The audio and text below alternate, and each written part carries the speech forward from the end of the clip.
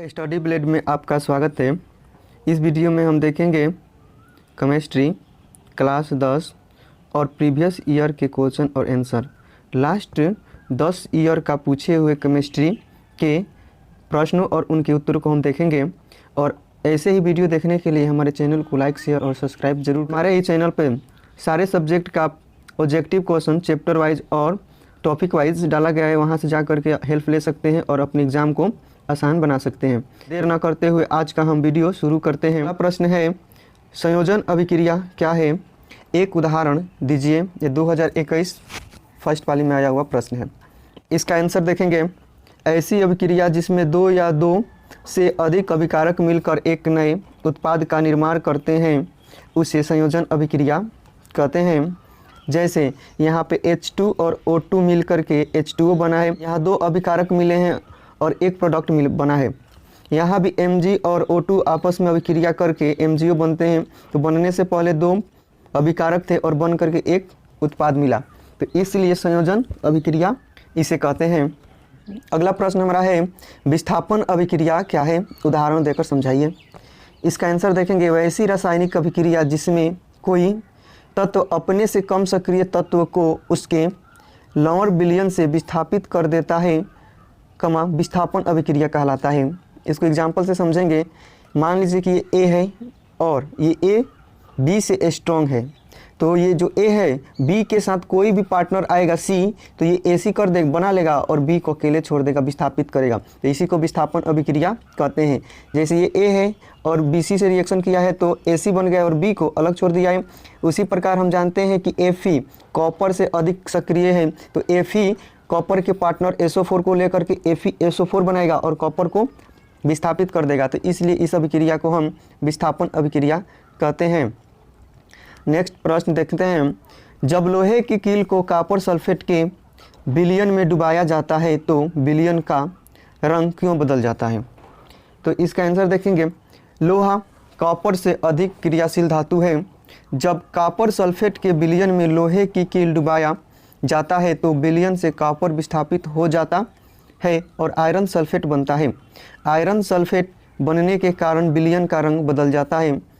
आप इसके पहले भी उदाहरण देख चुके हैं। जो Fe है, Fe कॉपर से अधिक क्रियाशील है, तो ये कॉपर सल्फेट के विलयन में Fe को डालेंगे रड को, तो FeSO4 बनेगा और कॉपर विस्थापित हो जाएगा। तो इस पहले कॉपर सल्फेट का रंग भूरा था और FeSO4 बनने के बाद से इसका रंग हरा हो जाएगा। तो अतः कॉपर को विस्थापित हो जाना और FeSO4 आयरन सल्फेट का बनने के कारण ही विलयन का रंग बदल जाता है।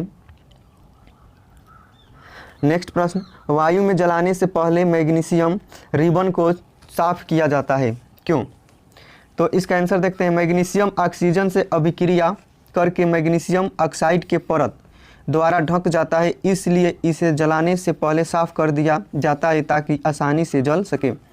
तो मैग्नीशियम जो होता है ना, वो बहुत अधिक क्रियाशील होता है। ये O2 से मिलकर के MgO बनाता है और ये MgO का है। मान लीजिए कि रड है तो इसके ऊपर MgO का परत जम गया। जब तक इसको ऑक्साइड का परत सीरीज कागज जिसे रगड़ कर साफ नहीं कीजिएगा तब तक मैग्नीशियम का रिबन नहीं जलेगा। तो इसलिए आसानी से जल सके और मैग्नीशियम ऑक्साइड का परत हट सके, इसीलिए मैग्नीशियम को जलाने से पहले साफ किया जाता है। अवक्षेपण अभिक्रिया से आप क्या समझते हैं? उदाहरण सहित लिखें। आंसर इसका देख लेते हैं, जिस अभिक्रिया में अवक्षेप का निर्माण होता है उसे अवक्षेपण अभिक्रिया कहते हैं। यानी कि ऐसी रासायनिक अभिक्रिया जिसमें अवक्षेप बन जाए, कोई पदार्थ बना रहे हैं तो उसमें कोई ठोस पदार्थ बन जाए और तली में बैठ जाए, इसी को अवक्षेप कहते हैं। जैसे Na2SO4 का जलीय विलयन का अभिक्रिया BaCl2 के जलीय विलयन से कराएंगे तो BaSO4 का अवक्षेप बनेगा जो ठोस होगा और NaCl बनेगा। तो यानी कि NaCl ये हो गया Aq में जलीय विलयन में और BaSO4 हमारा क्या हुआ? अवक्षेप हुआ। PPT इसे दर्शाते हैं। तो अवक्षेप का बनना ही अवक्षेपण अभिक्रिया कहलाता है। नेक्स्ट प्रश्न, ऊष्माक्षेपी अभिक्रिया क्या है? उदाहरण देकर समझाएं। इसका आंसर देखेंगे, जिस अभिक्रिया में उत्पाद के साथ साथ ऊष्मा भी उत्पन्न होती है उसे ऊष्माक्षेपी अभिक्रिया कहते हैं। जैसे ईंधन का दहन, श्वसन, साग सब्जियों का विघटित होकर खाद बनना ऊष्माक्षेपी अभिक्रिया के उदाहरण हैं। जैसे मनुष्य या साग सब्जी हो, उसको सड़ेगा गलेगा, छोटे छोटे जीव जंतु लगेंगे तो उसमें से हीट निकलता है और हीट का निकलना ही उस अभिक्रिया का रूप और ऊष्माक्षेपी अभिक्रिया हो जाता है। जैसे कोयला को जलाएंगे तो उसमें से ऊष्मा निकलेगा, तो ऊष्मा का निकलना ही ऊष्माक्षेपी अभिक्रिया कहलाता है। नेक्स्ट प्रश्न हमारा है प्रतिस्थापन अभिक्रिया क्या है, उदाहरण देकर समझाइए। इसका आंसर देख लेते हैं। ऐसी रासायनिक अभिक्रिया जिसमें अभिकारक के परमाणु अथवा समूह किसी अन्य यौगिक के परमाणु अथवा समूह को विस्थापित कर उनका स्थान ग्रहण कर लेते हैं, प्रतिस्थापन अभिक्रिया कहलाता है। इसको विस्थापन अभिक्रिया भी कह सकते हैं, यानी अधिक सक्रिय तत्व कोई रहेगा, अपने से कमजोर तत्वों के लौर विलयन से उसको विस्थापित करेगा और विस्थापित कर देगा तो वो विस्थापन अभिक्रिया हो जाएगा। जैसे Fe कॉपर से अधिक क्रियाशील है तो Fe कॉपर सल्फेट के विलयन में जाएगा तो कॉपर को अलग करेगा और FeSO4 आयरन सल्फेट बन जाएगा। तो कॉपर को विस्थापित यानी प्रतिस्थापन किया, हटा दिया और SO के साथ चला गया तो ये क्या हो गया, विस्थापन हुआ, तो इसलिए इसको विस्थापन अभिक्रिया कहते हैं। अब नेक्स्ट है प्रश्न अपचयन उपचयन रेडॉक्स अभिक्रिया क्या है। इसका आंसर देख लेते हैं। ऑक्सीकरण और अवकरण अभिक्रियाओं के सम्मिलित रूप को अपचयन उपचयन रेडॉक्स अभिक्रिया कहते हैं। यानी कि ऐसी अभिक्रिया जिसमें ऑक्सीकरण भी हो अवकरण भी हो, दोनों के सम्मिलित रूप को ही अपचयन उपचयन रेडॉक्स अभिक्रिया कहते हैं। जैसे रिडॉक्शन और ऑक्सीडेशन मिल करके रेडॉक्स रिएक्शन करता है। रेडॉक्स अभिक्रिया में एक पदार्थ का अपचयन होता है तो दूसरे पदार्थ का उपचयन होता है, एक पदार्थ अपचयित होता है तो दूसरा पदार्थ उपचयित होता है, तो इसको रेडॉक्स अभिक्रिया के नाम से जानते हैं। नेक्स्ट प्रश्न देखते हैं। श्वसन अभिक्रिया को ऊष्माक्षेपी अभिक्रिया क्यों कहा जाता है। राइट आंसर इसका हैगा श्वसन में ग्लूकोज का ऑक्सीकरण होता है जिसके फलस्वरूप CO2 जल और ऊर्जा मुक्त होती है। ऊर्जा मुक्त होने के कारण श्वसन को ऊष्माक्षेपी अभिक्रिया कहते हैं। तो यहाँ पे देखिएगा, जब हम खाना खाते हैं ग्लूकोज बनता है 6H12O6 और ये 6O2 से रिएक्शन करता है तो 6CO2 बनता है और 6H2O बनता है और ऊर्जा बनता है। तो ऊर्जा जिस भी रासायनिक अभिक्रिया में निकलेगा उसको हम ऊष्माक्षेपी अभिक्रिया कहते हैं। तो श्वसन की क्रिया में भी ऊर्जा निकलता है ग्लूकोज के ऑक्सीकरण होने पर, तो ऊर्जा का निकलना यानी कि ऊष्माक्षेपी अभिक्रिया होता है। अब नेक्स्ट प्रश्न देखते लेते हैं। संतुलित रासायनिक समीकरण क्या है। रासायनिक समीकरण को संतुलित क्यों किया जाता है। राइट आंसर इसका है वैसी रासायनिक समीकरण जिसमें अभिकारकों और उत्पादों के प्रत्येक तत्व की परमाणुओं की संख्या बराबर होती है उसे संतुलित रासायनिक समीकरण कहते हैं।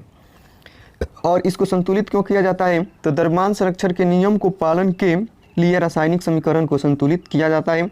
तो इसको यहाँ से देखते हैं कि जिस रासायनिक संतुलित यानी संतुलन होना चाहिए। ये तीर के पहले यहाँ पे मान लीजिए कि Mg है और यहाँ पे प्लस O2 है तो ये MgO बन रहा है। तो यहाँ Mg एक है और ऑक्सीजन दो है, इधर ऑक्सीजन एक है और Mg भी एक है, तो इधर ऑक्सीजन दो है तो इधर भी ऑक्सीजन दो होना चाहिए। यानी तीर के पहले और तीर के पहले के परमाणुओं की संख्या एकदम बराबर होना चाहिए। तो यहाँ पे 2 लगा देंगे तो 2Mg हो जाएगा, 2O हो जाएगा, यहाँ भी 2 लगाएंगे तो ये हो जाएगा 2MgO2 और 2MgO दोनों साइड क्या हुआ, इक्वल हुआ। यानी तराजू है तो तराजू के इस साइड भी इक्वल होना चाहिए और इस साइड भी इक्वल होना चाहिए। इधर 1 हाइड्रोजन होना चाहिए तो इधर भी 1 हाइड्रोजन होना चाहिए। इधर 5 सल्फर है तो इधर भी 5 सल्फर है। यानी दोनों तरफ के परमाणुओं की संख्या बराबर होती है। इसी को संतुलित रासायनिक समीकरण कहते हैं। और इसका संतुलन हम द्रव्यमान संरक्षण के नियम को पालन करने के लिए कहते हैं। जो एंटोनी लेवोजिए थे ये नियम दिए थे कि हम किसी भी पदार्थ का न तो निर्माण कर सकते हैं न ही विनाश कर सकते हैं, केवल हम उसकी आकृति और आकार मतलब उसको दूसरे पदार्थों में चेंज कर सकते हैं। और इन्हीं के नियम को पालन करने के लिए रासायनिक समीकरण को संतुलित किया जाता है। अगर हम संतुलित नहीं करते हैं तो हम इनके नियम का पालन नहीं करते हैं और इनका नियम पालन करना बहुत जरूरी होता है, इसलिए ही संतुलित करते हैं। नेक्स्ट प्रश्न देखते हैं अब। जिंक को आयरन सल्फेट के विलयन में डालने पर क्या होता है।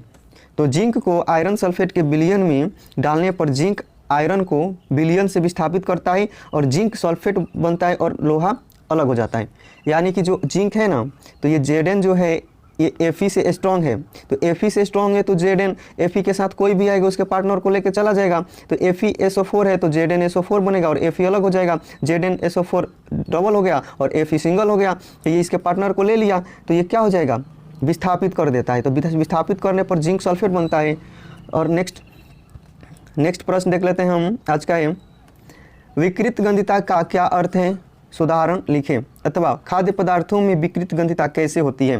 राइट आंसर इसका देखते हैं, वसा या तेल से बने खाद्य पदार्थों में उपचयन की क्रिया के कारण अरुचिकर गंध और स्वाद का उत्पन्न होना विकृत गंधिता कहलाती है।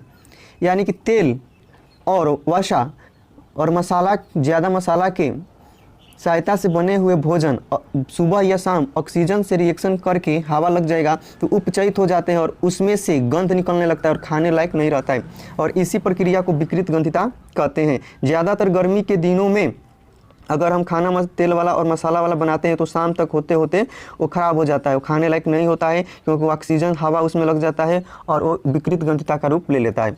तो इसको बचाने के लिए हम उसको टेम्परेचर मेंटेन करेंगे या उसको उपचयन रोकने वाले पदार्थ एंटीऑक्सीडेंट या प्रतिउपचायक मिलाएंगे। जैसे चिप्स की थैलियों में हम नाइट्रोजन गैस भर देते हैं ऑक्सीजन निकालकर, और चिप्स क्या रहता है, सुरक्षित रहता है। जस्ट चिप्स में थोड़ा सा भी एयर जाएगा और ख़राब हो जाएगा उपचयित होकर, तो इसलिए उपचयित होना यानी कि विकृत गंधिता का रूप ले लेना है।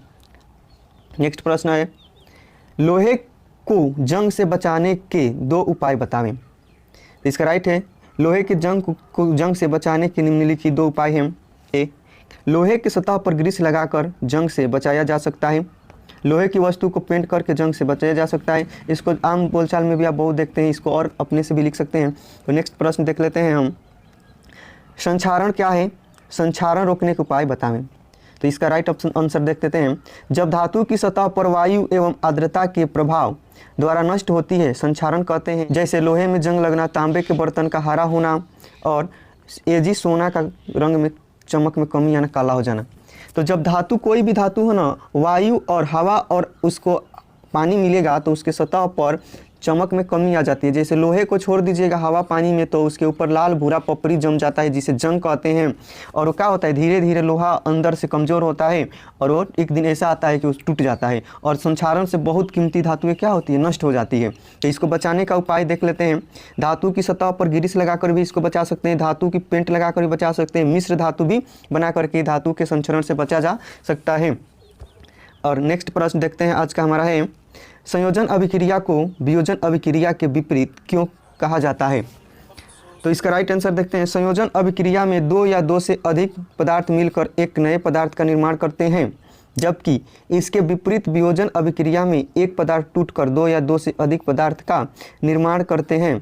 इसलिए संयोजन अभिक्रिया को वियोजन अभिक्रिया के विपरीत कहते हैं। जैसे यहाँ पे देख लीजिए, संयोजन में 2 आदमी मिल करके एक हो जाएंगे, जैसे Mg + O2 बन जाएगा MgO, और MgO बना तो 2 मिल करके एक हो गए हैं, यानी 2 अभिकारकों को मिल करके एक हो जाना ही संयोजन अभिक्रिया करता है। और डायरेक्ट इसके उल्टा एक पदार्थ रहेगा और टूट करके 2 या 2 से अधिक पदार्थों में चला जाएगा। जैसे NH3 को तोड़िएगा तो N2 और H2 में चला जाएगा, और इसको बैलेंस कर सकते हैं। तो एक पदार्थ लिए थे, तोड़े थे तो 2 को बन गया, तो डायरेक्ट विपरीत हो जा रहा है। जैसे MgO2 मिला करके MgO बना, CaCO3 चूना पत्थर को तोड़िएगा तो कैल्शियम ऑक्साइड और CO2 बनेगा, यानी दो मिल करके एक बन रहा है संयोजन, और एक टूट करके 2 या 2 से अधिक मिल रहा है, डायरेक्ट इसके उल्टा हो रहा है वियोजन।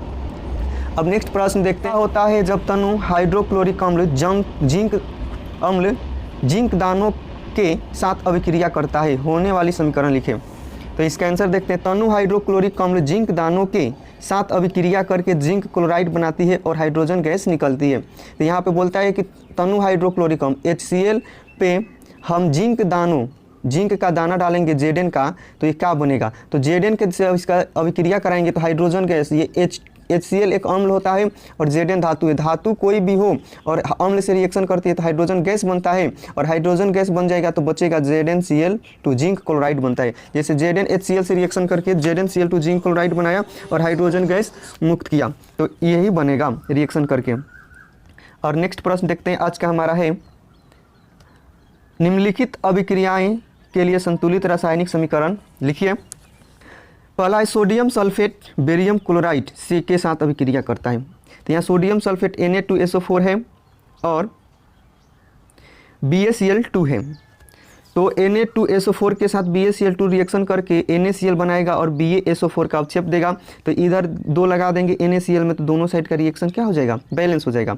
नेक्स्ट प्रश्न देखते हैं, कैल्शियम हाइड्रोक्साइड कार्बन डाइऑक्साइड के साथ अभिक्रिया करता है। तो कैल्शियम हाइड्रोक्साइड CaOH का होल ट्वाइस और CO2 रिएक्शन करके CaCO3 बनता है और H2O जल बनता है। तो ये रिएक्शन क्या होती है, बैलेंस है। नेक्स्ट प्रश्न देख लेते हैं हमारा क्या है। तो निम्न अभिक्रियाओं के लिए संतुलित रासायनिक समीकरण लिखे। दूसरा 2020 में अब सेकेंड पाली में पूछा हुआ प्रश्न है। तो ये जिंक नहीं है, जिंक है। जिंक सिल्वर नाइट्रेट के साथ अभिक्रिया करता है तो जिंक नाइट्रेट और सिल्वर बनता है। तो Zn जिंक AgNO3 से रिएक्शन करेगा तो ZnNO3 zinc nitrate silver zinc nitrate बनेगा। तो जिंक नाइट्रेट बना और Ag बना और यहाँ पे Ag के आगे 2 लगाएंगे और यहाँ 2 Ag लगाएंगे तो ये दोनों साइड बैलेंस हो जाएगा। और नेक्स्ट प्रश्न हम देख लेते हैं। सोडियम जल से रिएक्शन करके सोडियम हाइड्रोक्साइड और हाइड्रोजन बनता है। तो सोडियम Na और H2O से रिएक्शन करेगा तो NaOH सोडियम हाइड्रोक्साइड H2O बनेगा।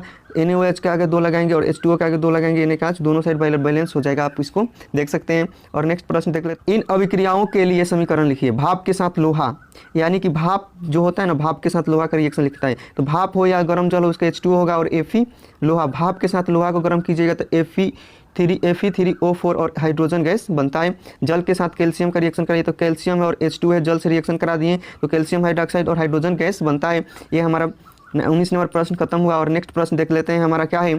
तो बोलता है कि दीर्घोत्तरीय प्रश्न, निम्नलिखित अभिक्रिया क्या है। संयोजन बता दिए, वियोजन, विस्थापन, द्विविस्थापन अभिक्रिया हम बता देते हैं क्या होता है। तो द्विविस्थापन अभिक्रिया वैसी अभिक्रिया होती है जिसमें आयनों का आदान प्रदान होता है, उसे द्विविस्थापन अभिक्रिया कहते हैं। ये भी बहुत मोस्ट इंपॉर्टेंट क्वेश्चन है। जिस अभिक्रिया में आयनों का आदान प्रदान होता है उसे द्विविस्थापन अभिक्रिया कहते हैं। और हमारे चैनल पे ऑब्जेक्टिव ऑल सब्जेक्ट का टॉपिक वाइज बहुत ही डिटेल से डाला जाता है। वीडियो को देखने के लिए हमारे चैनल को शेयर और सब्सक्राइब जरूर करें। आपके और फिजिक्स केमिस्ट्री साइंस का भी हम टॉपिक वाइज वीडियो और क्वेश्चन आंसर कराएंगे। थैंक्स देखने के लिए।